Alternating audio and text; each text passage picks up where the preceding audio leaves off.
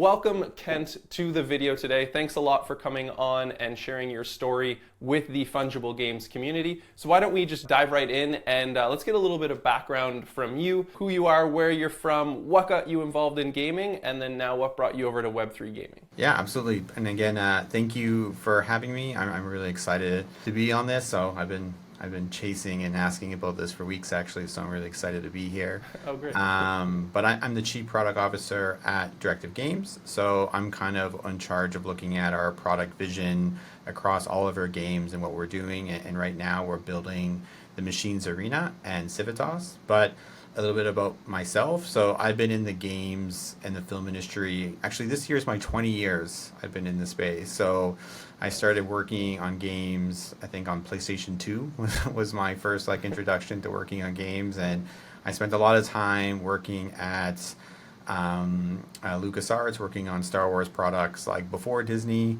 and a little bit kind of over. Spent a lot of time in the film industry at Peter Jackson's production house, at Weta, so I've been on films and games and really wanted to get back into games. That's my DNA and my passion. But yeah, I'm a long time kind of veteran in the space. Nice. Yeah, that is a really impressive resume, especially if you're going to be in the film industry. Those are the kind of people that you want to be around.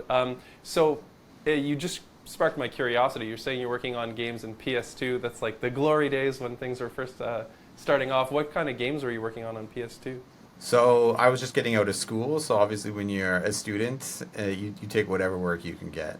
And so I think some of the first games I worked on, and it's interesting if you talk to a lot of people who work in games a long time, you almost work on just as many games that never get released as you do that do get released. That's also part of it.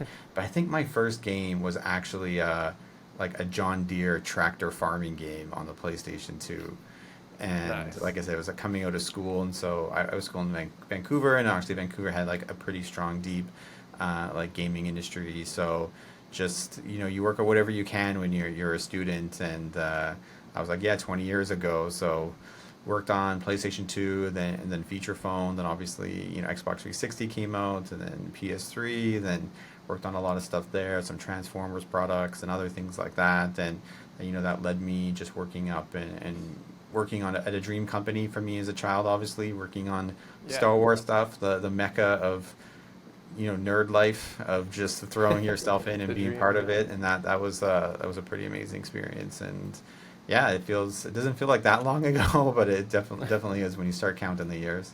Okay, so you're clearly a veteran with the console games. So now you're kind of more into the PC world, but I'd like to dive a little bit deeper. Where do you think we are now, because you've been around for so much adoption, the PS2 era, now that we're getting into crypto gaming, how do you see that kind of growing? Where do you see it taking us? Do you see kind of PC dominating that world, or do you think maybe we can get over into consoles as well?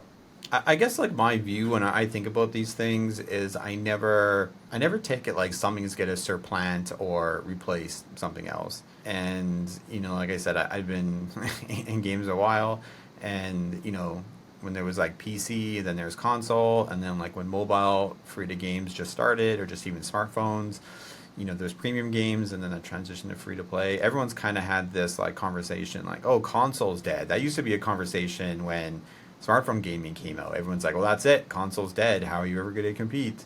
PC gaming's dead. And obviously, we just see that's just not true. There's a space where all of these verticals live, and it's up to the developers on the experience they want to make, the engagement for it, the story they want to tell. And it's really up to those studios to really craft what they're trying to do. And, obviously, they want to make sure there's an audience for people to play it. But there's space for everybody to kind of come into it. So when I got into, or really wanted to move into making games that had, Web3 features in it, I was never going, well, this is it. Everything else is dead. That's the future. I think there's going to be a space for it for sure, and I think that space is going to grow. But I think all these things are going to live on its own. And even when when I was seeing that kind of transition of free-to-play games coming in with microtransactions and everything else, and I've been in Asia a long time, about 16, 17 years now, and I've seen where free-to-play kind of started in Asia, And it was not really accepted in the West at all when it just started first kind of coming out there. It was treated with the vile poison that they kind of like they'll sometimes bring up with, blockchain games today. But, as generations grow and new generations come in and a new type of gamers come in, those things just become native to them. And, as people get older and they're still in that console generation, they're still buying consoles and that's where they want to be and that's where they can live. But there's definitely a new generation today of gamers who are very comfortable just playing on their phone, who are very kind of comfortable with microtransactions or free-to-play games because they just kind of grew up that as like a native experience. And I think that's going to happen as we start getting better quality games in that are having like blockchain or Web3 features, that it's going to grow into it. And we already kind of seen there is like a base for it. It's going to be, there's still a lot of hurdles that have to be solved, probably namely distribution and how we sort of want to work with the partners that are out there. But it's going to have a place.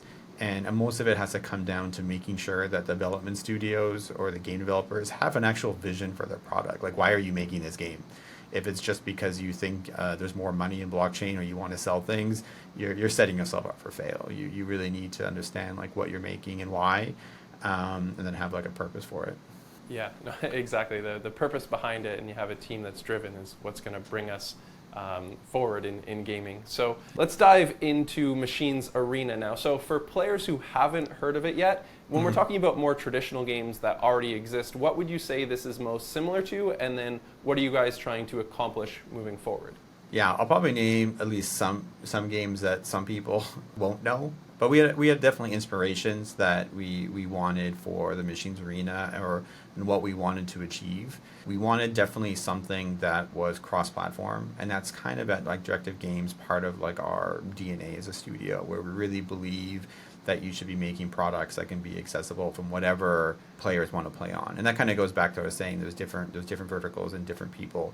And so we're very much about trying to have like a wide umbrella that people can access it from whatever device that they use. So having a game that matches that vision is also really important for us. Like, how does this translate? How are you going to do UI? How are controls going to work? How is balancing going to work? How is matchmaking? Or all these questions have to be kind of answered. So these things were very important to us too.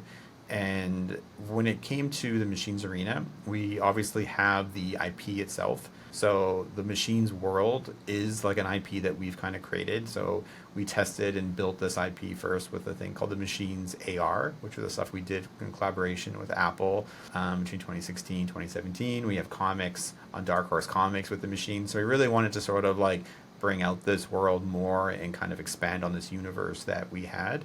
But we also wanted something kind of very competitive. We wanted something that did kind of feel into this kind of competitive gameplay and get people into it. But at the same time, we didn't want it just competitive. You get yourself into a very hard niche when you make a pure competitive game, and it only fits a certain type of user, and it just gets like really too competitive for it. So we also wanted like a P versus E vertical, the idea that people could kind of come in, be a part of this ecosystem, play kind of games within it, be a part of it, the characters, the lore, the story. Sure, they can dabble in a bit of P versus P, but they weren't constantly sort of forced into this aggressive ELO ranking kind of matchmaking system. And when we looked at that, we saw games that were doing that, what we felt was doing a good job with that balance. And one of them, on the mobile at least, was definitely Brawl Stars.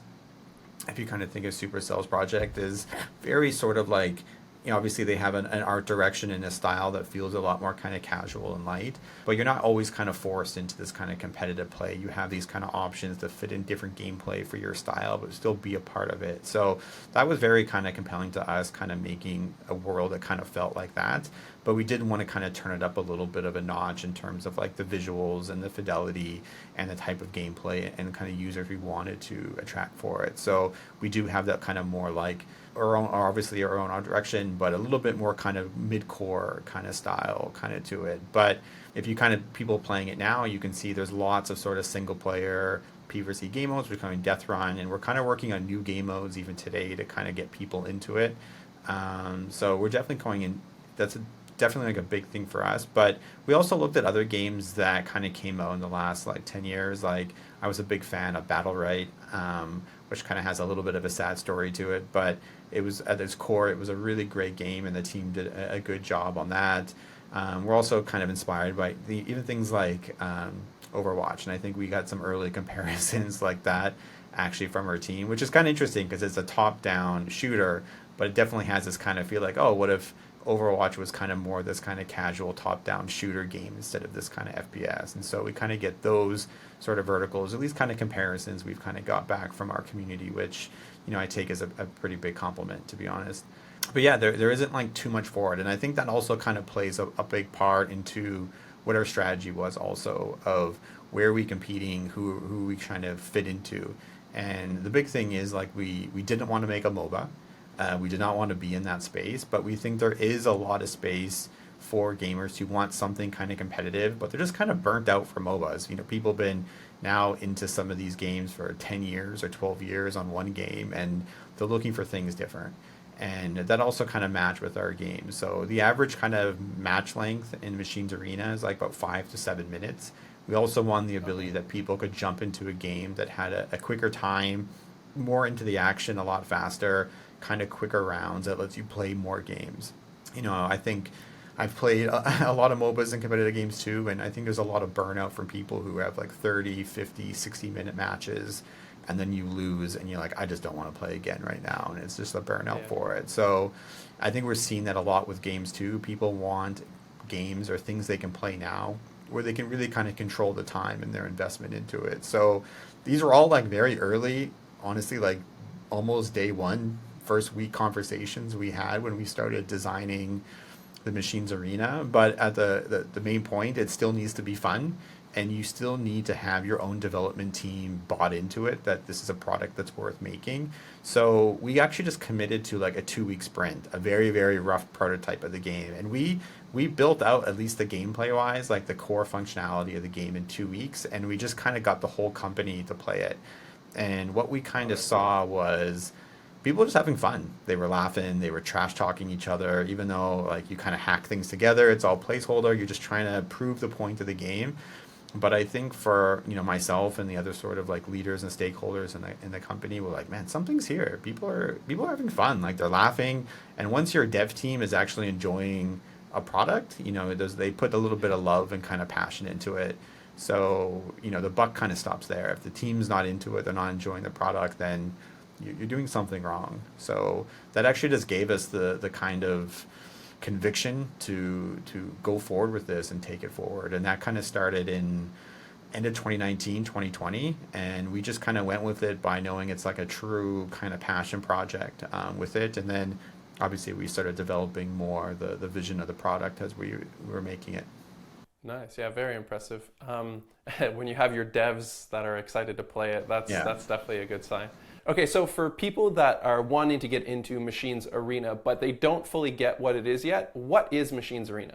So Mchines Arena is a cross-platform 4v4 team-based shooter where each player is kind of taking on the role of a powerful kind of character within the Mchines universe, which is broken down into different roles, healers, DPS, tanks, but it's really built around this cooperative team-based meta where you need these different heroes to work together, but you're playing a lot of different game modes, and these game modes are going to change the meta and the type of heroes that you need for this combination, so players are going to have to adjust.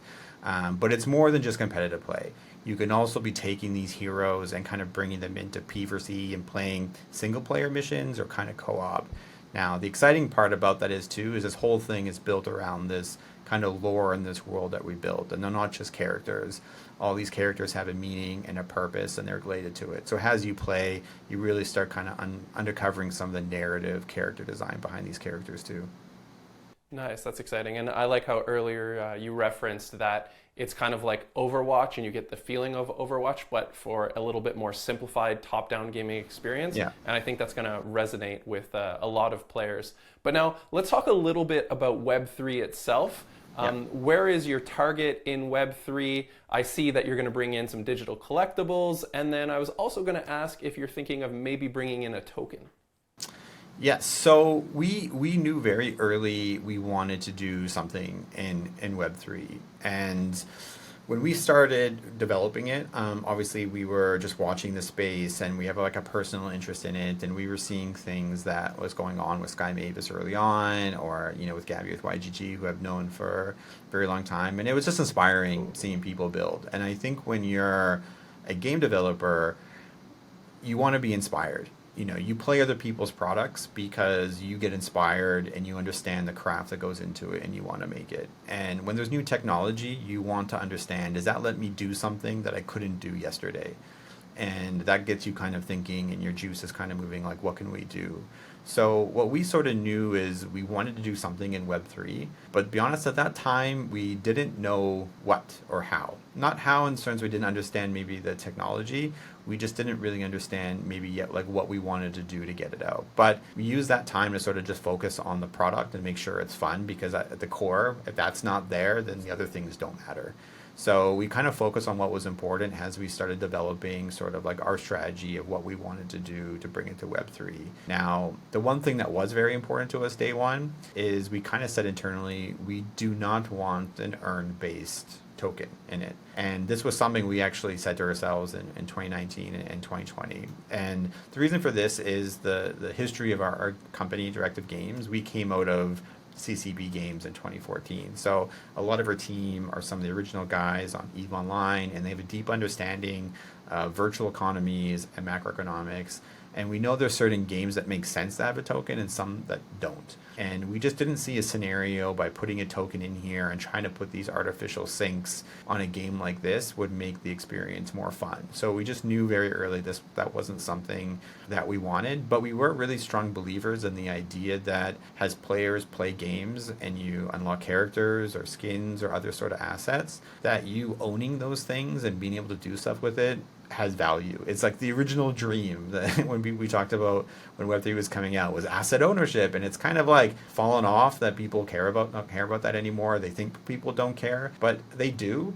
And I think when you kind of reverse engineer what you've seen happen, even out of Diablo 2's community, Dota 2, Overwatch, people care about asset. There's a total community of people who love to trade, they like to own, they like to kind of be the finders, they want to earn those things. So there is people out there, and there's a lot of real world examples to show that it's a thing. So that became really important to us too. So what we've kind of committed to, and part of our plan with Mchines Arena, is we're not doing any NFT sales outside the game. We're not pre-selling anything. There's nothing like that. If you want something, you have to play the game. And so players can play the game, and there's going to be lots of assets and things you can just participate by season events, tournaments, whatever we're kind of doing by sort of operating the game. There'll be some things that kind of come out that can be purchased for limited time with some like fiat-based kind of transactions, but everything has to happen within the game. Now, players will get to a point where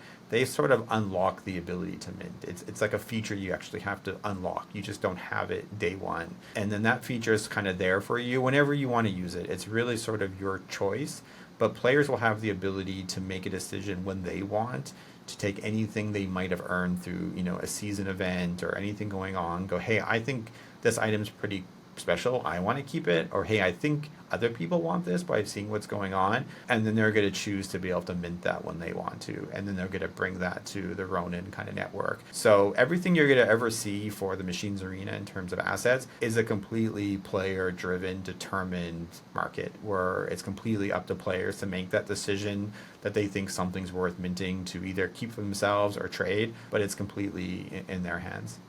Yeah, that's really good to hear, because I'm sure you've seen it for yourself, especially through 2021. We had so many projects that were like, okay, how quickly can we get an NFT raise? How quickly can we do a token raise?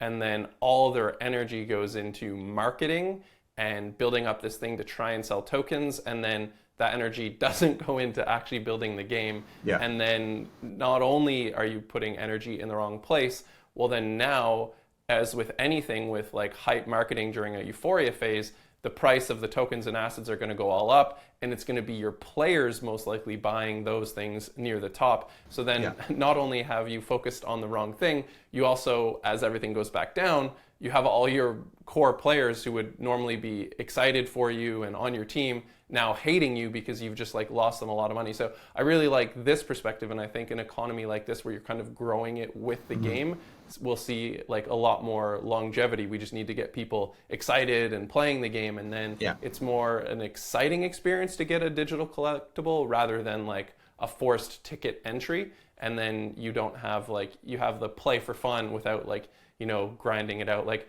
you brought up Gabby earlier, like of course he built something amazing with YGG, and he's still a huge innovator in that area. But then what we saw is as the market was getting close to the top, nothing was sustainable. So everything kind of had to fall apart on that thing. So I think that's a good segue into tokens, because we saw tokens fall apart. I think I heard a rumor that you guys might be doing something with a token, and considering how you're talking about economy and you seem to have a good grasp of it here, I'd love to, we can poke in and see if we can learn anything. Yeah, I can't go too deep into it, but you know, like I said, we made a promise to the community, and that this is sticking completely. We're not doing any type of earn-based token, so there's not going to be anything you can just earn by just playing the game or anything that. We do feel, and I personally feel the same way, that I think a token can be a great tool that sort of builds a bridge or a connection between the development studio and token holders in a way that's quite unique, that can only happen in blockchain. But I think part of the thing that sort of, you know, disrupts that right now are these like earn-based tokens where it's so much just something about I have to play to make a financial investment by trying to earning something. It kind of just, it can kind of, depending on market conditions. So if we're all in a bull market, everybody's like, yay, everything's up, we're great, and everything just seems great, and you don't question things as much. But the moment you get into a down market like now, that's when you see it's just not sustainable, and it just, the impact that these things kind of happen to it. And games need the ability where they can run every day, all year, for many years. So we kind of have an idea that we're going to be announcing quite soon, at least, where we have a token that's fully, completely, absolutely abstracted outside of the product. And it's really more about letting the community who really want to be a part of the game itself with us, and having a way to sort of be on the sort of journey with us and be really a part of it. And I don't mean just saying, hey, it's a DAO and people can vote on things that don't matter. That's not where we're going. But it's really having something quite unique that we feel that we've been really trying to relook at what we think is a relationship that makes sense with like your community and people who care about your product. And we've been spending a lot of time sort of looking at this and getting advice, obviously, from other really big brain smart people in the space, just kind of making sure we feel like it's a good decision. And we're quite confident this is going to be kind of like a little game changer. But yeah, it's going to be a fully abstracted token. There's no earn-based token. We're not going to ever do that. That's not really where we think will make the product better, because one of the main things that are really important to us with the current Web3 is solving distribution. And we're kind of a believers that if we don't find a way to work with Google, or a way to work with Apple, or a way to kind of get back on other platforms, even on a console, and you don't find the concessions where they feel comfortable, we're not going to make it. I think we need to look at how do we just get sustainability? How do we grow the space? How do we just get exposure, let people see you have good games, and then build a larger community before you kind of on-ramp people into potentially heavier kind of Web3 commitments. We've kind of built walls around ourselves, and we're asking why aren't people coming over the wall? So I think we just don't want that approach. Yeah, I think that's like a fantastic way to look at it, a breath of fresh air. And so many projects don't really think that far, or maybe they get distracted by all the glam that comes with it, but then there's a crash after. So it's great that you guys have the foresight and are diving into that. So I'm really excited to see over the next couple of years what becomes of this, whether it's a more fan token or if it's something different. But that's for you guys to show us in time. Well, we can do another one once we announce it, because I think it's going to be pretty exciting. Well, we feel pretty excited about it for sure. Okay, great. Sounds good. Yeah, we'd definitely love to hear more about it. One other question, sticking with crypto, and it's interesting because you talked about Sky Mavis earlier, and so far we've only seen Axie. What made you choose to go for the Ronin blockchain? Quite a few reasons. One, I really respect those guys quite a bit. And I think there's something that people don't, it's not easy being a builder. You put yourself out there. Obviously everyone knows like peak Axie success. That's kind of why a lot of people probably got into the space, at least on the gaming side on Web3. So, they obviously play a part to that. It's not easy putting yourself in the spotlight when you weren't ready, and then you face the fire. You take the criticism. There's a lot of people that probably wanted them to fail, and they've kind of shoved through all that to just not give up, not just take everything off their shoulder and build and show those a vision, try they want to move things forward, and I think that really influenced me quite a bit just by their integrity of just what they're willing to do to try to go forward. And just they had the hack, all these things that happen, just was enough to make 9 out of 10 people just give up, I would say. But they just took it and kept moving forward. And I think this became, to me, what I saw as a reflection of what you saw from their community. And they have a very devoted community that people really love those guys, and they're there for them, and they really understand that, hey, not everything's always going to be perfect for everybody, but they're always building and trying to move things forward. So all these kind of things between the community and them, and their kind of integrity and this kind of ability that they just want to move forward and really cared about making decisions that they felt were good for the community. So as we started having discussions with them early on, they questioned us quite a bit too, even though we were obviously questioning them and trying to get to build that relationship. But they really cared about our vision and what we were trying to do and why. And they wanted to really make sure that we were sort of respecting our community that we wanted to have, and then potentially their community too. So as we sort of built that relationship, we just found out we were very kind of mutually aligned. And I would also say that I think when you're a game developer, it's not easy making games. It's a multi-year commitment, thousands and tens of thousands of hours combined. It's stressful. There's so many issues that kind of come up that I think most gamers probably don't realize what developers have to face. So when you work with a partner that actually understands how to work on a product and the issues or the things, you can have a much more sort of frank conversation of how do you move things forward. And this isn't like a comment about like other chains or anything like that. I think things that we saw that people are building, super impressed by it, no issues with that. But you can work with a partner now that really says, hey, we just want to be only in games. We're not another chain doing 20 million other things and we just have games as like a vertical. This is just where we want to be. We're building things too. So what you need, we probably need. What you need, we need, kind of thing. So you can really have those very focused conversations about how do we just help each other and build together and make things happen, and you're very singular focused. So again, there's just tons of little things that kind of check the box there, but the more that we spoke with them, the more we kind of gained a lot of respect for them, and really kind of saw that they had a lot of integrity and they had a lot of stuff in their vision. They're trying to do the best that they can, and that just felt like a really great home for us. Where we want to be and be part of that and work with it. So, we finished the deal right at GDC. It was pretty exciting for us, and we talk with those guys daily, all the time with our teams and theirs, and they're just great.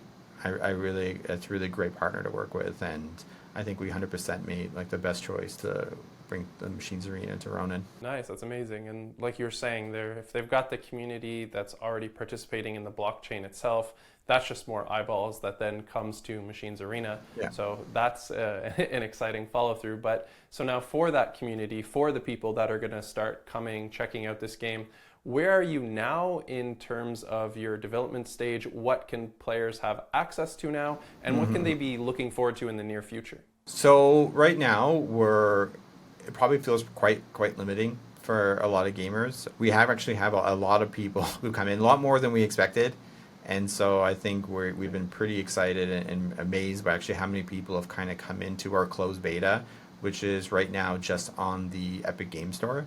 So through our Discord or through like Ronin's community one, we definitely can kind of give people like a key. We can give them an activation to come kind of play with us right now and kind of get like a sneak peek into the game. We are kind of doing right now a closed beta rewards. So playing through those things you can do right now. We're basically grinding out experience, playing matches, and doing other things. You can start unlocking some skins, which are just only available now for the closed beta. So like I said, at some point you can mint these if you want to.